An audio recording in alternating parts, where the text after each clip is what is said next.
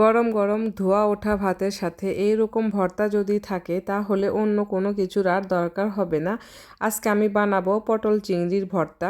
আর এই ভর্তাটা এতটাই মজার হয় যে একবার বানালে কিন্তু বারবার বানাতে ইচ্ছা করবে। তো এই ভর্তাটার জন্য প্রথমেই আমি শুকনো মরিচগুলোকে ভেজে নিব। তার জন্য সরিষার তেল দিয়ে এখানে আমি 3-4টা শুকনো মরিচ ভেজে নিব। তো এটা ঝালটা কিন্তু আপনাদের উপর ডিপেন্ড করবে, যেরকম ঝাল খেতে চান সেই রকম মরিচ এখানে অ্যাড করে দিবেন।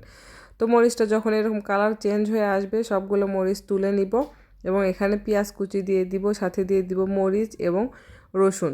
তো এখানে পেঁয়াজটা আমি একটু মোটা করেই কেটে নিয়েছি, যেহেতু এগুলো আমি পরবর্তীতে আর কি পাটায় বেটে নিব, এর জন্য একটু মোটা করেই কেটে নিয়েছি। আর এখানে স্বাদ অনুযায়ী দিয়ে দিয়েছি কাঁচামরিচ এবং রসুনটাও কুচি করে কেটে দিয়েছি। তো যখন এগুলোর কালার একটু চেঞ্জ হয়ে আসবে সে পর্যায়ে আমি দিয়ে দিব এখানে চিংড়ি মাছ। তো এখানে যদি ছোট চিংড়ি মাছ ইউজ করেন তাহলে খোসা ফালানোর কোনো দরকার নেই। আমি যেহেতু এখানে বড় চিংড়ি ইউজ করেছি এই জন্য খোসাটা আমি ফেলে দিয়েছি। তো এই চিংড়ি মাছটা দিয়ে তারপরে আবারও বেশ কিছুক্ষণ একটু ভেজে নিব। তো চিংড়ি মাছটার কালার যখন চেঞ্জ হয়ে আসবে তখন আমি এখানে অ্যাড করে দিব পটলের খোসা। তো আমি এই পটলের খোসার সাথে 2টা পটলও দিয়ে দিয়েছিলাম, যেহেতু আমার পটলগুলোর কালারগুলো চেঞ্জ হয়ে গিয়েছিল এর জন্য ভাবলাম যে এই ভর্তার মধ্যে দিয়ে দিলে ভর্তাটাও কিন্তু অনেক বেশি টেস্টি হয়। তো খোসার সাথে আমি আরও 2টা পটল এক্সট্রা দিয়ে দিয়েছি, তারপরে আবারও খুব ভালোভাবে এখানে ভেজে নিব। তো আমি এখানে এক্সট্রা কোনো পানি ইউজ করব না, তেলের মধ্যেই কিন্তু এগুলোকে আমি ভেজে নিব। আর চুলার আঁচটা কিন্তু আমি একদম লোতে রাখবো না, কারণ তাহলে পটলের খোসার কালারটা চেঞ্জ হয়ে যাবে এবং কালারটাও কিন্তু নষ্ট হয়ে যাবে। তো আমি মিডিয়াম টু হাই হিটে এটাকে ভালোভাবে ভেজে নিব। যখন দেখব যে সবগুলো ভালোভাবে সিদ্ধ হয়ে গেছে তখন আমি এটাকে চুলা থেকে নামিয়ে নিব এবং ঠান্ডা করে নিব পাটায় বেটে নেওয়ার জন্য। আমি এটাকে পাটায় বেটে নিব, ইচ্ছা করলে আপনারা যে কোনো ব্লেন্ডারেও কিন্তু এটা ব্লেন্ড করে নিতে পারেন।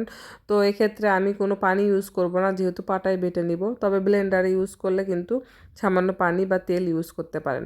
তো আমার এই সবগুলো চিংড়ি এবং পটলের খোসা ভেজে নেওয়া হয়ে গেছে, এখন আমি পাটার উপরে তুলে নিব। আর এই ভর্তাটা যেদিন আপনারা বাসায় বানাবেন সেই দিন ভাতের পরিমাণটা একটু বাড়িয়ে দিবেন, কারণ অন্যান্য ভর্তার তুলনায় এই ভর্তাটা খেতে কিন্তু অনেক বেশি মজা হয়। এটা তৈরি না করলে আপনারা বুঝতে পারবেন না। আর আমার কাছে যে কোনো ভর্তা ব্লেন্ডারের চাইতে যদি শিলপাটায় বাটা হয় তাহলে কিন্তু টেস্টটা অনেক বেশি ভালো আসে। এর জন্য আমি চেষ্টা করতেছিলাম যে একদম মিহি করে এই ভর্তাগুলো বেটে নেওয়া। আর এই ভর্তাটা তৈরি করতে যেহেতু খুব একটা সময়ের দরকার হয় না, জাস্ট সব কিছু একসাথে দিয়ে ভেজে নিয়ে বেটে নিলেই কিন্তু ভর্তাটা রেডি হয়ে যায়। আর আমার কাছে এই ভর্তাটা যত মিহি করে বাটা হয় ততই কিন্তু ভালো লাগে, যেহেতু চিংড়ি মাছ থাকে এজন্য একটু সময় নিয়ে বেটে নিলে কিন্তু ভর্তাটা আমার কাছে খুব ভালো লাগে।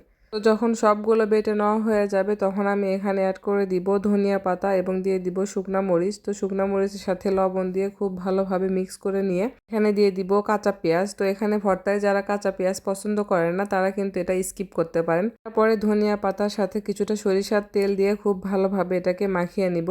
তো বাস এইভাবে মাখিয়ে নিলেও কিন্তু একদম রেডি হয়ে গেল আমাদের ভর্তা। তো এরকম মজাদার ভর্তা যদি বানান তাহলে যদি সাথে অন্য কোনো রেসিপিও থাকে তাহলে সেটার আর কোনো দরকার হবে না, এরকম ভর্তা দিয়েই কিন্তু নিমিষেই 1 প্লেট ভাত শেষ হয়ে যাবে। তো আশা করি ভিডিওটা আপনাদের কাছে ভালো লেগেছে। তো সবাই ভালো থাকবেন, সুস্থ থাকবেন, দেখা হবে পরবর্তী ভিডিওতে। আল্লাহ হাফেজ।